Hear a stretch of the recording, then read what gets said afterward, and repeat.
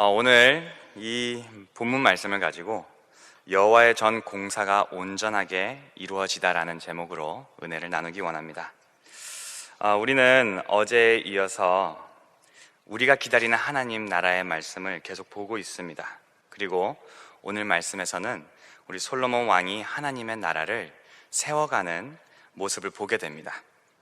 오늘 말씀을 단순한 역사적인 기록으로 보시지 마시고 우리 하나님 나라의 관점으로 함께 보시기를 바랍니다. 오늘 말씀은요, 이 본문에는 서론과 결론이 있고요, 어제와 동일하게 그 사이에 세 개의 단락이 들어 있습니다. 서론에서는 1절이 있겠습니다. 그리고는 첫 단락으로 2절에서 10절 말씀, 그리고 두 번째 단락 11절 한 구절이고요, 셋째 단락은 12절에서 15절 되겠습니다. 그리고 결론은 16절 이렇게 나오겠는데요, 그 중에서도 우리가 오늘 읽을 말씀을 보면 이 두 번째 단락 11절 말씀이 참 어색하게 보여집니다. 이 말씀을 묵상하면서 왜 11절을 이 자리에 기록했을까라는 고민을 많이 했는데요, 이 말씀을 함께 묵상하시면서 그 답을 알아가기를 원합니다. 먼저 서론에서 말씀은 이렇게 기록합니다. 1절인데요, 솔로몬이 여호와의 전과 자기의 궁궐을 20년 동안에 건축하기를 마치고, 이 솔로몬은 20년이라는 세월 동안 정성을 다해 하나님이 거하실 성전과 자기가 거할 궁궐을 건축하기를 마쳤다고 나옵니다. 오늘 말씀을 자세히 보면 이 하나님이 거하시는 성전이 하루아침에 세워진 것이 아니라는 것을 알 수가 있어요. 오랜 세월 동안 하나님이 주신 계획을 따라서 수고하며 정성을 다해 마침내 성전 짓기를 마무리하고 자신이 거할 궁궐 또한 완성했습니다. 그리고 나서 솔로몬 왕은 무엇을 했을까요? 첫 단락을 보시면은 그는 성읍들을 건축하기 시작합니다. 그에게 맡겨진 그 나라를 열심히 읽어가고 있는 모습이 나옵니다. 쭉 보시면서 건축이라는 단어에 한번 밑줄을 치시기 원하는데요, 2절에 보니까 먼저는 후람 왕이 그에게 준 성읍들을 건축하고, 3절에서는 하맛소바를 쳐서 점령하고, 4절에 보니 광야의 다드모를 건축하고 국고성들을 건축하고, 5절에서는 윗 벳호론과 아랫 벳호론을 건축하고, 6절에서 또 바알락과 모든 국고성들과 모든 병거성들과 마병성들을 건축하고, 솔로몬이 또 예루살렘과 레바논과 그가 다스리는 온 땅에 건축하고자 하던 것을 다 건축하니라, 이렇게 나와 있어요. 우리는 전혀 모르는 성읍들의 이름들이 나오지만 계속해서 건축했다라는 이야기가 나옵니다. 여기서 주목해야 할 것은 이스라엘의 영토가 솔로몬 왕의 수고로 확장해 가고 있다는 것입니다. 하나님 나라가 확장해 나가고 있어요. 먼저 그는 받은 성읍들을 세우고요, 이웃을 제압하여 정복하여 성읍들을 세우고, 심지어 아무것도 없는 광야까지 뻗어나가서 하나님 나라를 확장하고 있습니다. 그러나 이게 마구잡이로 확장시킨 것이 아니라요, 이 3, 4절에 보면은 이 하마스라는 곳이 있는데요, 이 하마스라는 곳은 고대 근동에서 무역이 통행하는 주요 지역이었어요. 그리고 이 다드몰이라는 곳은 사막을 가르지를 수 있는 지름길이 있는 곳이기도 했습니다. 하나님이 맡겨주신, 하나님이 세우신 이 솔로몬 왕은 그에게 맡겨진 이 나라를 성실하게, 그의 직분에 성실하게 임하였다는 것을 우리는 볼 수 있습니다. 그리고 7절을 보니까요, 그의 통치가 어땠는지 나오죠. 이스라엘 백성들과 가나안 땅에 남겨진 이들에 대한 이야기가 나옵니다. 이 본문은 인종차별을 정당화하는 본문으로 볼 수가 없습니다. 그러나 하나님 나라의 관점에서 우리가 이 본문을 묵상하면 하나님의 백성들과 하나님의 백성이 아닌 자들의 삶이 어떻게 나뉘게 되는지 볼 수가 있어요. 택함받은 백성은 그 나라를 지키며 보호하는 군사와 지휘하는 존귀한 자리에 서게 됩니다. 그러나 하나님 백성의 원수들은 어떻게 될까요? 그의 나라가 임할 때 완전히 굴복하고 발 아래에 놓여지게 된다는 것입니다. 한때는 강하고 이름을 날리던 가나안 족속들이었지만 하나님의 나라가 임하고 그분의 백성들이 그 땅을 정복하게 될 때 그들의 시대는 지나가게 됩니다. 마찬가지로 지금은 예수 그리스도를 부인하고 주님을 따르는 백성들을 대적하는 자들이 마치 승승장구하는 것처럼 보일지 모르지만 사실은 그렇지 않아요. 우리의 하나님 나라, 우리가 기다리는 그 나라가 온전하게 임하게 될 때에는 그들이 굴복당하고 정복당하고 우리 모두의 발 아래에 놓여지게 될 줄을 믿습니다. 하나님이 세우신 나라는 이처럼 강한 나라고 그 누구도 당해낼 수 없는 나라입니다. 그런데 우리가 이제 두 번째 단락, 갑자기 11절을 보게 되면 솔로몬 자신의 아내의 처소를 옮기는 이야기가 나오게 됩니다. 낯설죠? 갑자기 왜 아내의 처소의 이야기를 할까? 이 말씀을 보니까요, 솔로몬은 자신의 아내를 위해서 지은 처소가 있다고 말해요. 아내만을 위한 집을 짓는 남편, 이렇게 감탄하시면 좀 곤란합니다. 많은 남성분들이 근심하고 많은 여성분들은 시험에 빠지게 되겠죠. 말씀을 잘못 전하면 나머지 3일도 설교를 못할지 모르겠어요. 사실 이 말씀은 그런 뜻이 아닙니다. 11절 전체를 보면은 어떤 내용이 나와 있죠? 우리 함께 읽어보겠습니다. 11절 말씀 한번 읽겠습니다.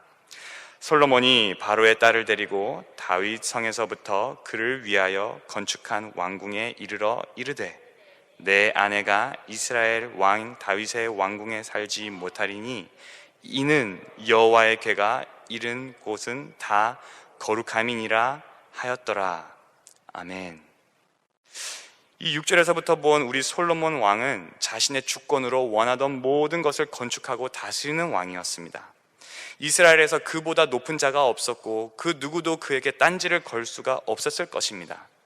그러나 이 막강한 힘과 권력을 휘두르는 그 왕의 일상을 좌지우지하는 한 가지가 있었으니 그것은 거룩하신 하나님이었어요. 그분의 임재였습니다. 하나님의 임재를 상징하는 언약궤가 지금은 성전에 가 있지만 이전에는 다윗의 궁전에 있었다는 겁니다. 자신의 아내 왕비가 그의 나라에서 못 갈 곳이 어디가 있겠습니까? 왕이 허락만 한다면 모든 곳을 다닐 수 있죠. 그러나 솔로몬 왕은 거룩하신 하나님의 임재가 머물렀던 곳을 인식하고 남편으로서 또 하나의 왕으로서 자신의 가장 사적이자 가장 공적인 그 관계, 그 영역을 주님의 임재하심을 중심에 두고 움직였다는 거였습니다. 이것은 하나님의 거룩하심과 임재하심이 왕인 자신의 주권보다 더 높이 있음을 인정하는 것입니다. 왕이었던 그의 공과 사가, 가장 공적인 관계, 가장 사적인 그의 관계, 그리고 심지어 그의 일상을 동일하게 하나님의 다스림 아래에 있다는 것을 보여주고 있죠. 우리의 삶도 그래야 하지 않을까요? 교회에서 공적으로 예배하는 시간에만 하나님의 다스림을 받는 것이 아니라요, 우리가 먹는 것, 우리의 하는 일, 우리의 관계, 우리의 시간, 우리의 몸과 물질, 이 모든 것이 거룩하신 하나님의 다스림을 받아야 합니다. 하나님의 임재하심을 중심에 두고 우리의 일상을 살기 원합니다. 신약 성경에서도 예수 그리스도가 행하신 일들을 보면은 성전에서만의 이야기가 나오지 않죠. 모든 일상의 현장에서도 예수 그리스도는 하나님의 임재하심과 그분의 나라를 나타내 주셨어요. 하나님의 언약궤가 다녀간 곳을 솔로몬은 여전히 거룩하게 여겼습니다. 그래서 그곳을 정결하고 거룩하게 지키기 위해 이방인 아내를, 심지어 강대국인 애굽의 공주를, 그의 처소를 옮겼습니다. 마찬가지로 우리도 우리의 일상을 하나님이 임재하시는 성전으로, 그러한 거룩함을 지키게 되는 현장이 되도록 오늘 이 말씀이 우리의 삶을 변화시키기를 원합니다. 하나님의 거룩과 함께 할 수 없는 그 무언가가 우리의 공과 사 안에 있다면 그것이 무엇이 됐든 그것을 옮기는 은혜가 우리에게 있기를 소망합니다. 셋째 단락을 보시면요, 12절에서 15절까지의 말씀인데요, 여기서는 예배를 말하고 있죠. 전반부에서 솔로몬이 나라를 다스리고 확장시키는 왕이었다면 후반부에서 솔로몬은 예배를 지키고 건축해 나가는 왕입니다. 솔로몬은 모세의 명령을 따라서 매일 정해진 제사를 드렸어요. 13절에 보니 어떻게 나와 있습니까? 모세의 명령을 따라 매일의 일과대로라고 나와 있어요. 이것은 그의 예배가 일상과 맞닿아 있다는 것을 보여줍니다. 매일의 일과대로. 그리고 안식일과 특별한 절기들을 말하고 있죠. 이스라엘 백성이 함께 공적으로 지켜야 할 예배에 그는 날마다 관심을 기울이고 있었음을 우리는 보게 됩니다. 자신이 원하는 대로 예배한 것이 아니라 하나님께서 명령하신 대로, 하나님의 말씀대로 그는 예배했어요. 그의 아버지 다윗이 남긴 규례를 따라 제사장들과 레위 사람들의 사역이 끊이지 않도록 그는 힘을 썼습니다. 모든 것을 다 가졌던 그는 더 화려하고 더 영광스럽게 자신의 생각을 따라 예배할 수도 있었지만 그렇게 하지 않고 그는 하나님의 말씀을 따라 예배했습니다. 말씀을 따라서 우리의 예배도 일상과 맞닿이게 되고 이 공적인 예배도 거룩하게 지켜지기를 소망합니다. 때로는 우리의 예배가 말씀을 따르기보다는 나의 생각과 뜻을 따라갈 때가 있습니다. 그러다 보면 우리는 일상의 예배를 뒤로 하고 주일과 절기 때만 예배에 나오는 어쩌면 썬데이 크리스천과 같은 모습을 우리 안에서 보게 될 수도 있습니다. 또 반대로 일상에서는 열심히 예배를 지키며 나가지만 온 교회가 함께 예배해야 되는 그 공적인 예배를 놓치게 될 때도 있을지 모릅니다. 바라기는 오늘 말씀이 우리의 일상 예배와 공동체 예배를 동일하게 회복시키기를 원합니다. 그리고 마지막 16절에서 우리가 결론을 보게 되는데요, 그 결론이 무엇이죠? 우리 16절 말씀 함께 읽어보겠습니다. 솔로몬이 여호와의 전에 기초를 쌓던 날부터 준공하기까지 모든 것을 완비하였으므로 여호와의 전 공사가 결점 없이 끝나니라. 아멘. 성도님, 여기서 여호와의 전 공사가 결점 없이 끝나니라에 밑줄을 한번 쳐보시겠습니까? 한번 거기에 밑줄을 치시고요, 그 밑줄 옆에다가 이렇게 적어주세요. 샬롬이라고 적어주세요.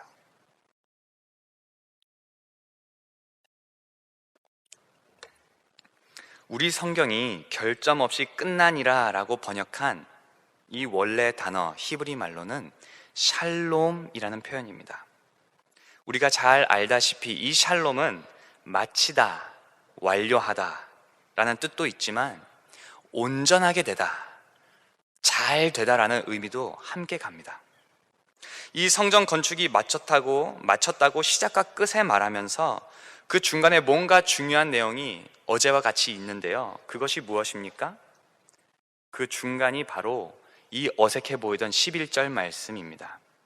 처음에는 왜 솔로몬의 아내의 이야기가 나오나 했더니 알고 보니 오늘 말씀은요, 하나님이 거하시는 성전 건축에서 빠질 수 없는 중요한 한 가지를 중간에 놓고 보여주고 있어요.